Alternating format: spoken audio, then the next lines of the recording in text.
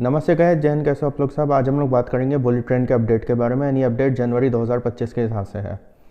देखिए, bullet train की construction, जैसे कि आप लोग को पता है कि मुंबई में जो बीच में एक सरकार आ गई थी 2-2.5 साल, उसकी वजह से महाराष्ट्र की जो कंस्ट्रक्शन है वो डिले हो गई थी। यानी प्रोजेक्ट भी जो है पूरा डिले हो गया था उस चक्कर में। एंड अब जो रिवाइज डेडलाइन है वो 2028 की है। हालांकि 2026 तक जो है गुजरात का एक 100-150 किलोमीटर का सेक्शन खुल जाएगा जो कि सूरत से स्टार्ट होगा। एंड ये वाला जो सेक्शन होगा ये हमें मदद करेगा पहला अपना बुलेट ट्रेन के प्रोजेक्ट को इनॉग्रेट करने में। हालांकि ये पूरा प्रोजेक्ट नहीं होगा, 2028 तक ही पूरा मुंबई से अहमदाबाद का इनॉग्रेट किया जाएगा। अब जहाँ तक बात आती है अपडेट की, देखिए अब मुंबई में अब क्योंकि पिछले 2-2.5 साल से एक ऐसी सरकार है जो कि इंफ्रास्ट्रक्चर पर फोकस करती है, तो इसलिए लैंड एक्विजिशन तेज़ी से हुआ एंड अब वहाँ पे कंस्ट्रक्शन तेज़ी से हो रही है। इनफैक्ट BKC में जो अंडरग्राउंड स्टेशन बनना है उसका भी काम अब तेज़ी से हो रहा है।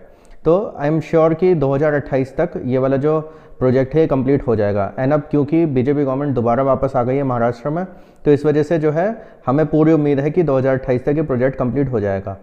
अब जहाँ तक बात आती है अपडेट की, अपडेट यही है कि गुजरात में बहुत एडवांस स्टेज पे काम ऑलरेडी चल रहा है। 2026 तक गुजरात का जो most of the majority section है वो सारा का सारा खुल जाएगा। एंड जब वो खुल जाएगा तो उसके बाद फिर हमें इंतजार रहेगा महाराष्ट्र का सेक्शन खुलने में। एंड फिर जब वो खुल जाएगा तो मुंबई से अहमदाबाद हमारे देश की पहली बुलेट ट्रेन स्टार्ट हो जाएगी। अब बात आती है कि और क्या क्या अपडेट्स हैं इस वाले प्रोजेक्ट में। देखिए, इसके अलावा ट्रेन्स को लेके कुछ अपडेट्स आ रहे थे कि एक तो BML को ये बात बोली गई है, BML ICF वगैरह को, कि आप एक ऐसी ट्रेन बनाइए जो कि मतलब 250 से लेकर 300 किलोमीटर पर आवर पर चल सके वंदे भारत के ही प्लेटफॉर्म पर। अब ये एक ऐसी ट्रेन होगी, हालांकि इसमें मेन लीड तो ICF ही लेगा।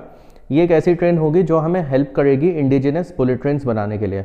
एंड ये वाली जो ट्रेन है इसको इस वाले प्रोजेक्ट पे जो है टेस्ट किया जाएगा। एंड जब 2026 में पहला सेक्शन खुल जाएगा तो हम जापानीज़ ट्रेन्स के अलावा ये वाली भी ट्रेन्स चला सकते हैं। अब जहाँ तक बात आती है जापानीज़ ट्रेन्स की, देखिए जापानीज़ ट्रेन्स के ऊपर अभी तक कोई ऑर्डर नहीं प्लेस किया गया है। पहले बात हो रही थी कि शायद हो सकता है 15-20 ट्रेन्स का ऑर्डर प्लेस किया जाए, बट अभी तक कोई ऑर्डर प्लेस नहीं किया गया है। बट अभी रिसेंटली अश्विनी वैष्णव जी जो है जापान गए थे एंड उनकी वहाँ पर मीटिंग्स वगैरह भी हुई हैं। एंड मेरे को पूरी उम्मीद है कि कुछ ना कुछ ट्रेन्स वहाँ से परचेज करी जाएंगी।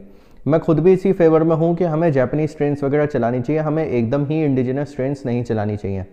देखिए क्या है, जब हम ये टेक्नोलॉजी जापान से ले रहे हैं, जब हम पहला प्रोजेक्ट ही जापान के असिस्टेंस में बना रहे हैं, तो मेरे हिसाब से हमें कम से कम 10 से 15 साल जापानीज़ ट्रेन्स के साथ ही करना चाहिए। इसके अलावा फिर उसके बाद जब हमें एक बार पता लग जाए कि जापानीज़ ट्रेन्स कैसे चलती हैं, क्या है क्या नहीं है, या पूरा बुलेट ट्रेन का जो सिस्टम है वो पता लग जाए, ऑपरेशनल डिफ़िकल्टीज़ क्या क्या है, चैलेंजेस क्या क्या है, या ऑपरेशनल किस तरीके से करना है, क्या है क्या नहीं है, उसके बाद हम लोग इस पे फोकस कर सकते हैं। मेरा ये एडवाइस रहेगी रेलवे मिनिस्ट्री को एंड ICF वगैरह को भी कि आप अभी बुलेट ट्रेन वाले पे ध्यान मत दीजिए। हालांकि आई नो कि इंडिजिनस ट्रेन बनाना भी एक बहुत बड़ी वो होती है, एक बहुत बड़ी उपलब्धि होती है, बट मेरा ऐसा मानना है कि हमारे इंडियन रेलवेज़ में भी बहुत सारा ऐसा काम है जो हमें कंप्लीट करना ज़रूरी है in the next 10 to 15 years. तो अभी जो बुलेट ट्रेन का जो प्रोजेक्ट है ना, उसको जापानीज सुपरविजन में ही हमें करना चाहिए। अभी हमें वंदे भारत एक्सप्रेस बहुत सारी बनानी है, इसके अलावा अभी स्लीपर वेरिएंट लॉन्च होने वाली है, उसके बारे में काम करना है। फिर हमारी बहुत सारी कोचेज़ चेंज हो रही है, LHB कोचेज़ आ रही है, सब कुछ है, बहुत सारी चीज़ें हैं, विस्टाडोम कोचेज़ हैं, नई नई ट्रेन्स हैं, बहुत सारी चीज़ें हैं। इसके अलावा ट्रैक की ट्रिपलिंग क्वाड्रुपलिंग वो सब का काम है। फिर बहुत सारे जो रेलवे फाटक है उन सब का काम है। तो मेरे हिसाब से अभी रेलवेज़ को जो है इस पर ज़्यादा ध्यान देना चाहिए। बट एट द एंड मैं यही बात बोलूँगा कि ये वाला जो प्रोजेक्ट है काफ़ी ज़्यादा डिले हुआ है एंड 2028 तक जो बन के तैयार होगा वो भी 11 साल में होगा। इस प्रोजेक्ट की जो डेडलाइन थी वो 2022 थी। अब देखिए, एक तो रीज़न मैं ये कहूँगा ही कि जो महाराष्ट्र में बीच में गवर्नमेंट आई थी which was not infrastructure friendly, उस वजह से प्रोजेक्ट डिले ज़रूर हुआ है। बट ओवरऑल देखा जाए तो गुजरात का भी सेक्शन ऐसा था जो कि तेज़ी से बनाया जा सकता था। या इसके अलावा मैं एक चीज़ और बोलता हूँ कि अगर महाराष्ट्र में एक फेवरेबल गवर्नमेंट नहीं थी तो एटलीस्ट दिल्ली से वाराणसी वाला जो बुलेट ट्रेन का रूट था उसको तेज़ी से करना चाहिए था।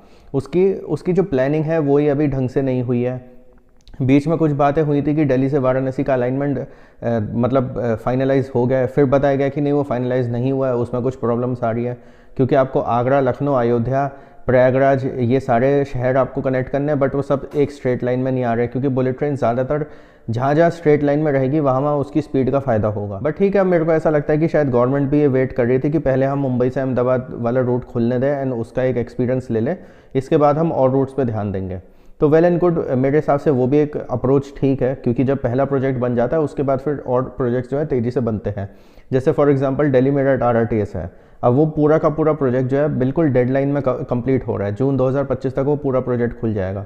तो वो एक ऐसा प्रोजेक्ट है जिसने हमें एक बहुत अच्छा एक्सपीरियंस दिया है RRTS को लेकर, क्योंकि दिल्ली से मेरठ जो RRTS है वो हमारे देश की पहली RRTS है। एंड इसके बाद दिल्ली से अलवर एंड दिल्ली से करनाल वाली RRTS, इसके अलावा मुंबई पुणे वाली RRTS की भी बात हो रही है, फिर हैदराबाद वाली भी एक RRTS की बात हो रही है। उन सबको बनाने में हमें ज़्यादा टाइम नहीं लगेगा। एंड सिमिलरली बुलेट ट्रेन के लिए भी मेरे को यही चीज़ लगती है कि मुंबई से अहमदाबाद के लिए गवर्नमेंट अभी वेट कर रही है।